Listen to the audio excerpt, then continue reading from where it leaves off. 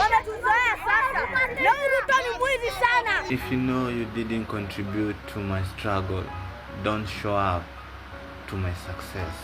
David Kolomba Sitanda. Ule kijana ambaye alisema we Ruto ni mwizi. Wametuzoea sasa. Leo Ruto ni mwizi sana. Ndio mama yake. Tumeka kumtembelea. Tukapa kupatana na wale vijana wengine ambao walikuwa na David wakati wa maandamano ya shule ya Langata Primary School miaka 11 iliyopita. Lakini tukaona badala ya kupatana tukuwe na sherehe, ilikuwa Valentine. Tukasikia habari za huzuni sana kwamba David aliaga, alienda Russia. Kwa majina ni Barbara Rael, mimi ni dada yake David. Tumeishi pamoja kutoka akue mdogo na sana, in fact alikuwa anatupenda sana kuliko yeye mwenyewe. David alikuwa miaka mingapi na kabla aende Russia alifanya kazi gani? Anafanya mjengo. Aya kuorganize dodo, akakuja akaenda Somali kwanza. Kwenda Somali akakuja akaenda Canada, kurudi sasa. Ndiye alikuwa anasema yeye amekaa na dodo, lazima atafute kitu ya kufanya.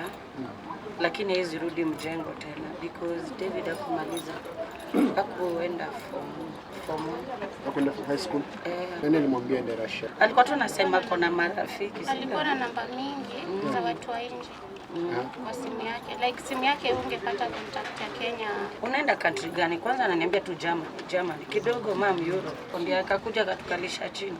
Mimi alinionyesha tu mam naenda hii country hivi kwa simu. Country gani? Russia. Anaenda anafanya nini Russia? Walikuwa member tunaenda kugada. Sijui ni fields ama ni nini, kuchunga ni kama mauchi. Ndio contract walipewa. Na hakuna ya kizungu, walipewa karatasi ambayo wajui. Wamesaini nini? Alisa aliniambia hapo ulikuwa naomba usiongee usiulize maswali.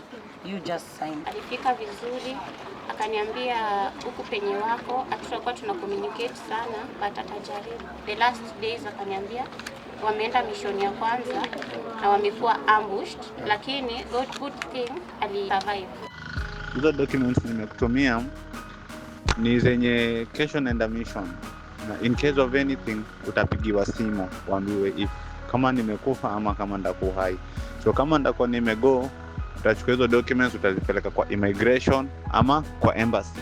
Utaclaim, utasema mimi mtoto wako kila kitu utapeana, kuna paycheck utapatiwa. Ule mata inherit ni mzazi wangu. Nawapenda sana, mkae poa. A week atujiongea.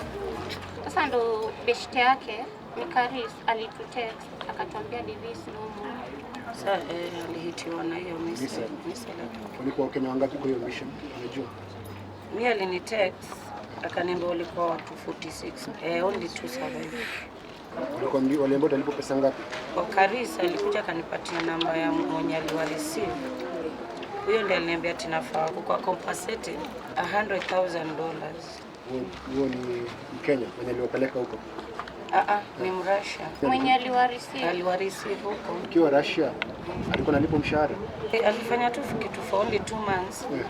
Akasema mam, niko na pesa mingi kwa account, ningeweza kutuma lakini huku sijui kuko under sanctions. But nothing. Kwa kutuma pesa yoyote? Government haiseme kitu yoyote, yani ukweli juu ya watu wenye wako Russia na ni wengi sana. Kenya ni wengi. Ni wengi, wacha venye Mudavadi anasema ni 200. Kama wenye wamekufa watupatie mwili za watoto wetu.